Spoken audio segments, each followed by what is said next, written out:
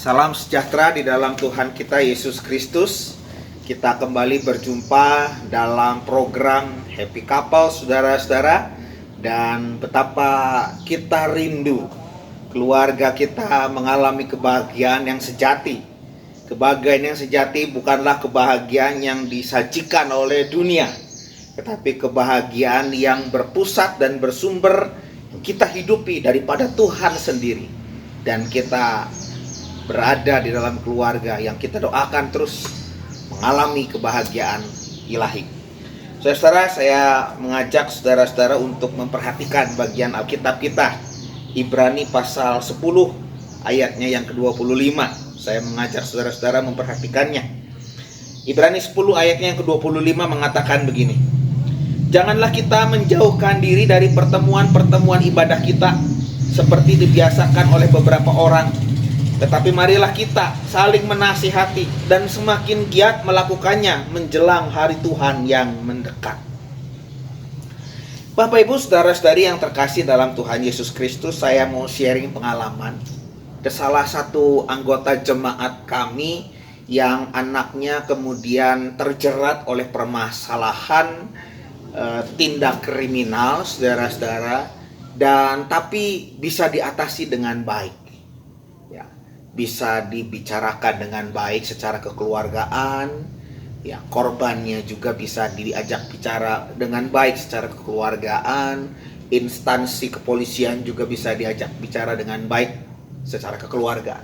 Tapi saudara-saudara, betapapun sudah selesai dan dibicarakan dengan baik-baik, di dalam kehidupan dinamika di dalam keluarganya itu ada goncangan yang begitu keras. Mereka terkejut, mereka menangis ya di dalam rumah itu. Mereka menyesali perbuatan salah satu anggota keluarganya yang dianggap mencoreng nama baik keluarga. Tapi saya memperhatikan ada hal yang menarik yang disampaikan oleh ayah kepada anaknya yang kena masalah itu, saudara. Anaknya itu menerima nasihat daripada orang tuanya. Nak, Papa percaya kamu bukan anak yang tidak baik.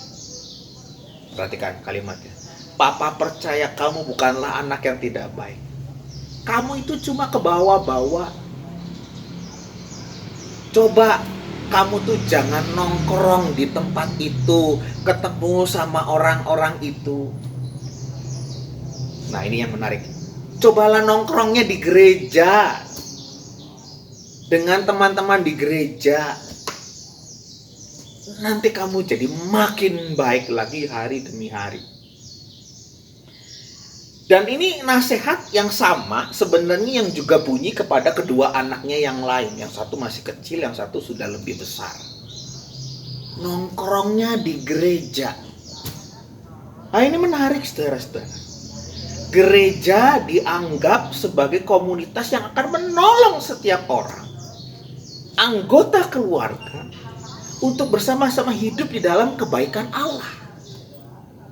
Dan memang itu yang terus-menerus dihidupkan dalam gereja, bukan? Dan yang selalu disadari oleh gereja, mari bangun sebuah komunitas yang baik, yang saling menguatkan, saling menegur, saling mengingatkan, saling menjaga. Dan nasihat itu, saudara-saudara, langsung membuat saya terbesit dengan apa yang disampaikan dalam Ibrani 10 ayatnya yang ke-25. Janganlah kita menjauhkan diri dari pertemuan-pertemuan ibadah kita. Ya, ini tentu tidak sekedar bicara tentang ibadah dalam arti ritual kebaktian minggu, tapi ibadah dalam kehidupan keseharian. Definisi ibadah kan bukan sekedar kita sedang kebaktian minggu.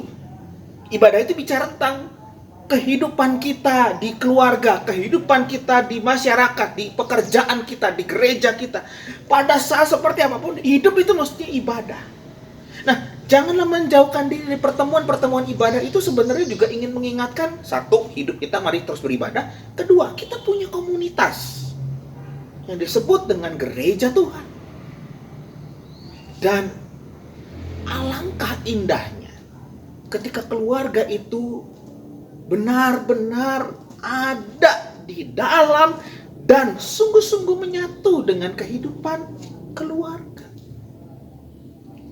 Saudara-saudara, betapa indahnya ketika keluarga itu, saya perhatikan ya, pernah kami dalam satu sesi bulan keluarga, dan dalam ibadah itu yang ditugaskan adalah satu keluarga. Pemandu nyanyiannya 2, papa dan mama. Anaknya yang satu main alat musik, anaknya yang satu lagi main alat musik yang lain.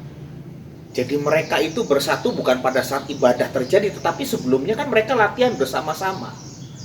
Ketika proses latihan, apa yang terjadi? Papa suaranya kurang keras misalnya. Kemudian kepada anak bilang, "Nak, kamu temponya terlalu cepat." Lalu kepada mamanya bilang, "Mama, coba suaranya lebih dalam lagi, dalam perut lagi," dan seterusnya, saudara. Ada kerjasama yang indah dalam rangka mereka bersama-sama mempersiapkan ibadah, yang kemudian ibadah itu banyak keluarga-keluarga yang lain. Dari satu bagian ini, saudara-saudara, keluarga ini menyatu dengan kehidupan gereja Tuhan, betul kan? Keluarga ini menjadi bagian dan mengeratkan diri, menjadi terlibat, ikut berperan serta dalam mengerjakan misi Allah. Ada pelayanan lain yang bisa mereka lakukan. Bakti sosial bersama-sama dengan gereja Tuhan. Keluarga ini terlibat dalam bakti sosial untuk melayani orang-orang yang jadi korban bencana alam di satu tempat tertentu. Ada yang masak, ada yang ngangkut barang, ada yang bungkusin barang. Keluarga ini benar-benar hidup di dalam karya Tuhan.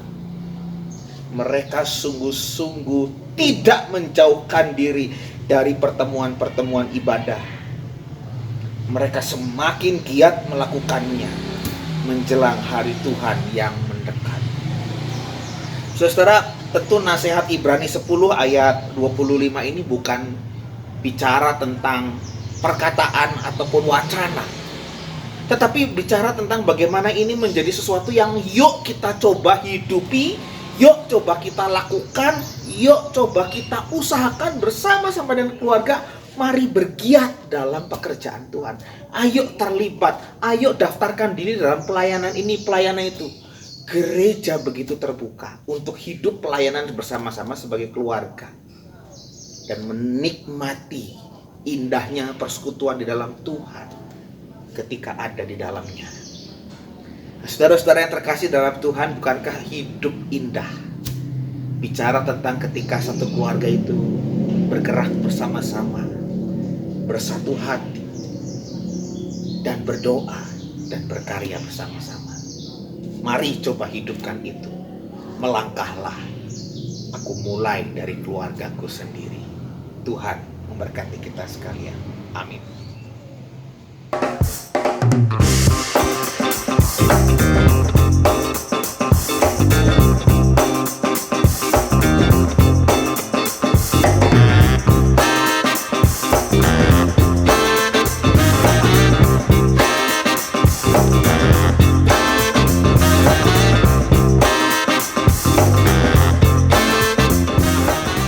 Sahabat, mari dukung pelayanan dan pekabaran Injil melalui YKB dengan membagikan link acara ini kepada sebanyak mungkin orang.